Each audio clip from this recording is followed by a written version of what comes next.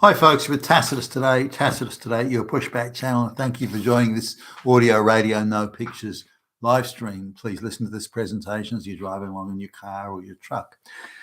In this essay, I'd like to talk about initiating divorce proceedings for the alleged reason of lack of sexual activity. You're just not getting laid enough, within the marriage, and so that's a factor or a cause to initiate divorce proceedings. Now, is it a factor? Should it be one? Is it simply a reflection of our times? How should we view this? So let's talk it through a little bit.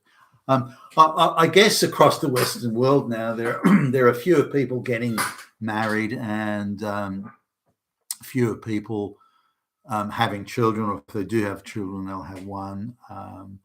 Now, this is sometimes seen as some wider social malaise, but I don't agree with that at all.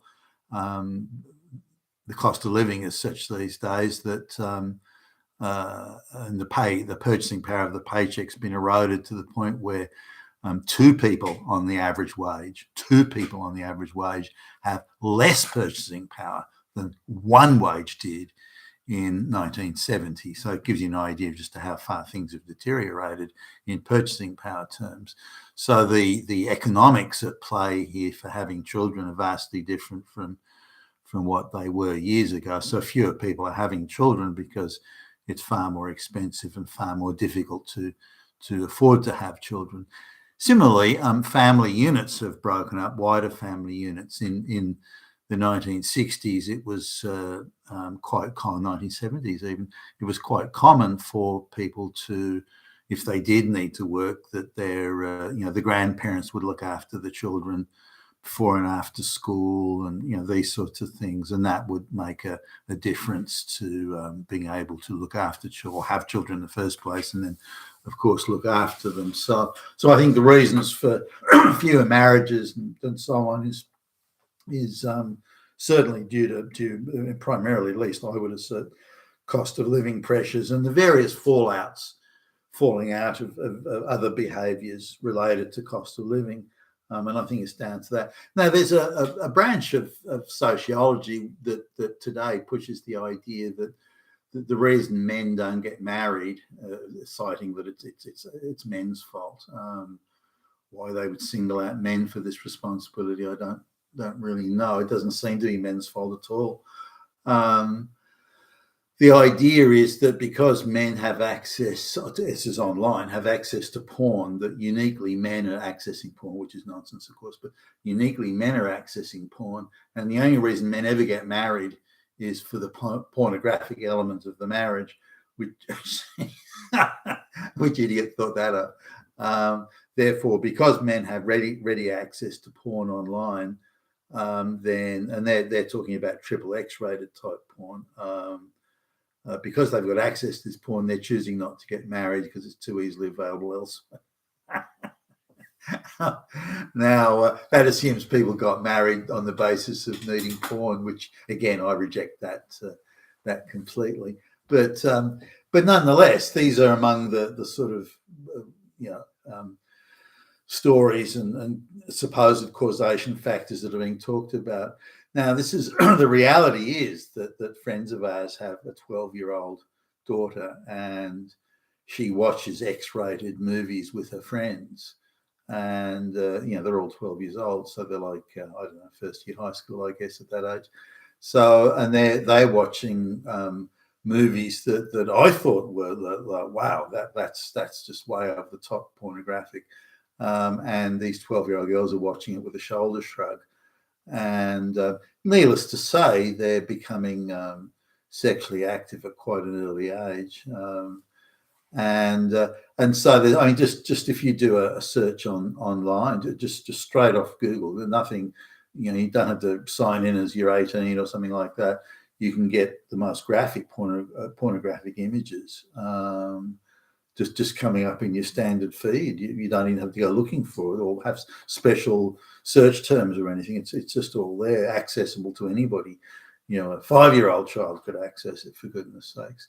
So this idea of this, we're cracking down on child porn is we're out to get the pedophiles and so on. Well, gee, you could do a lot of work cleaning up the internet before you even get to that. Nonetheless, coming to the issue now of is lack of sexual intimacy or acts of intimacy enough to initiate, or should it be enough to initiate divorce?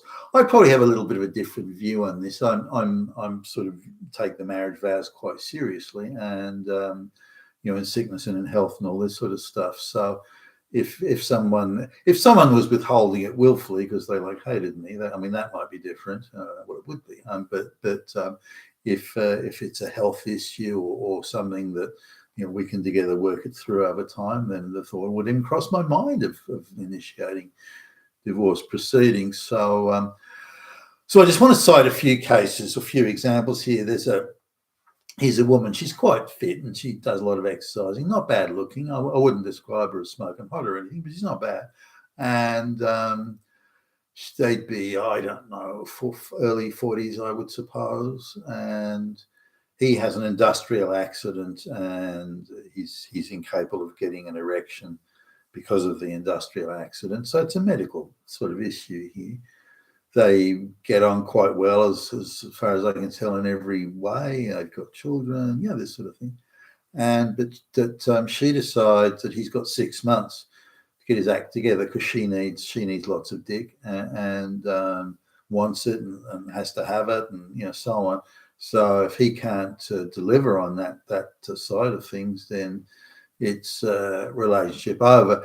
I mean, there's sort of she's half inclined to say, well, look, if he will accept that she can have an endless stream of lovers, and that's just how it's going to be.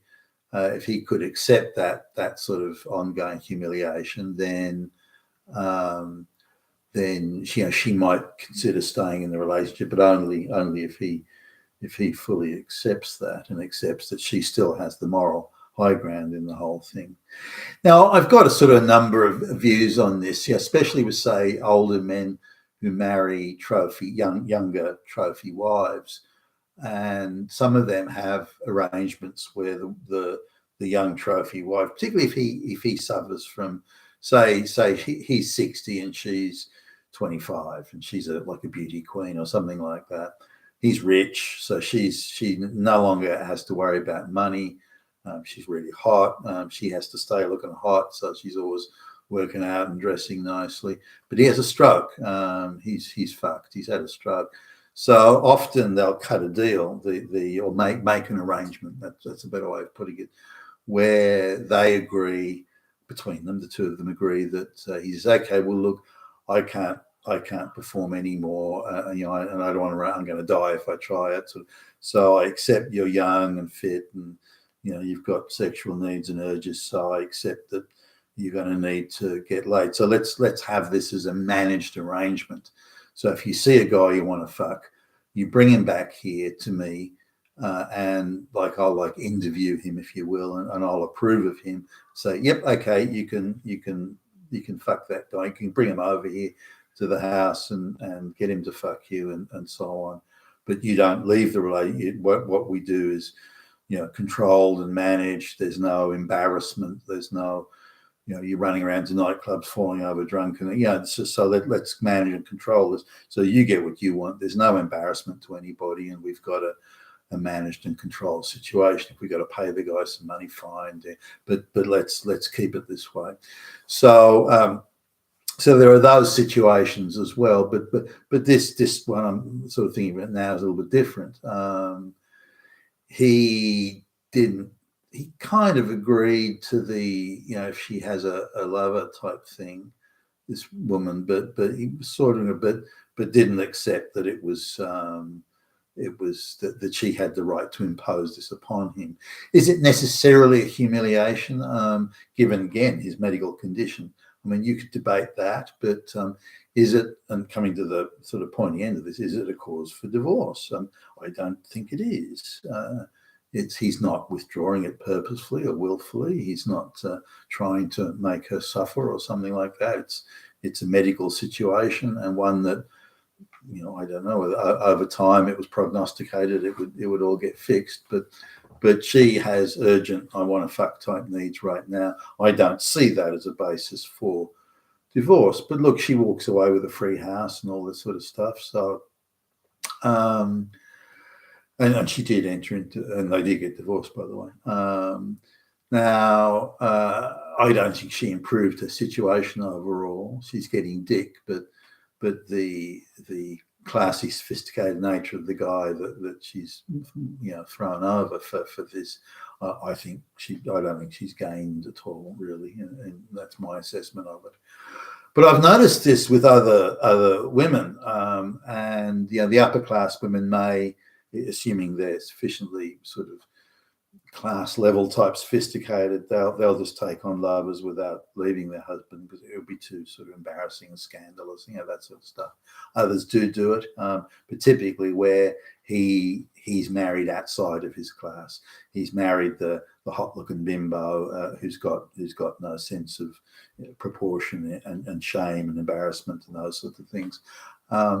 But I've noticed this. I mean, there was a lady who I know, and she insisted that why should she, there should be a price for her giving sexual gratification to him. I mean, he's on a high income and everything, so she insists he has to buy her consumer goods. So it's on a per fuck basis.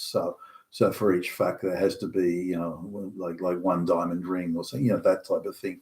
So he did that at first because he claims that he needs to get laid every day. That's he's made that way, he claims. You wouldn't think so looking at him. I mean, he's this really sort of dorky guy. You just can't imagine him getting it together enough. But anyway, he took exception to this after a while. So, hey, you're my wife. I mean, what's the story? I've got to buy you a new fucking land suite every time we do it. But she was adamant. No, that's it. Unless you get me consumer goods, you're not going to get laid. So they ended. As far as I know, they're still together.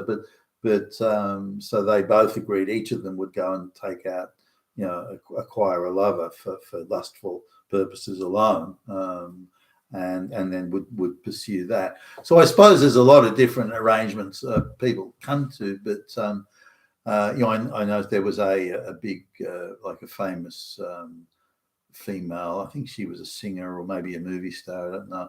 And she had a marriage contract written up where the husband has to fuck her 3 times a week minimum. Otherwise, it's viewed as being in breach of contract. So I suppose it can work. It can work all ways. There's a number of women who've approached me saying, look, my husband's he's on his 99th stroke or something. I'm still fit and I'm out sort of playing tennis every day, sort of thing. So I've had a chat to my husband. We've agreed that you'll do, so you can come over and fuck me, and that's all right. Oh, goodness me,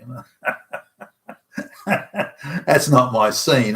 But I guess it must be fairly widespread. So this idea of divorcing somebody for unavoidable, as in medical reasons, non-delivery of dick in the case of a woman, then is that a grounds for divorce? I don't think it is. I think it's something you should try and work through, and surely the marriage has got more dimensions to it than just straight out getting laid. But maybe there are people that don't see it that way. Now, if you look at the amount of younger women who see relationships as rather pointless, they see relationships as purely other than getting laid. Why would you have a relationship? And remember, the school system has told them that straight men are all evil, oppressor, Nazi, fascist, rapist, and so on. So given the moral degradation of men that's gone on forcefully and willfully pushed on women, you can see why they would not look at relationships as being something that would even be worthwhile. So this is too, I think, a factor to put it. So maybe sex is all that they, why else would you have a male partner if not for that? So this is a wider moral degradation issue, I would see it as. But be interesting seeing your comments below. You've been with Tacitus today, your pushback channel. Thank you for listening.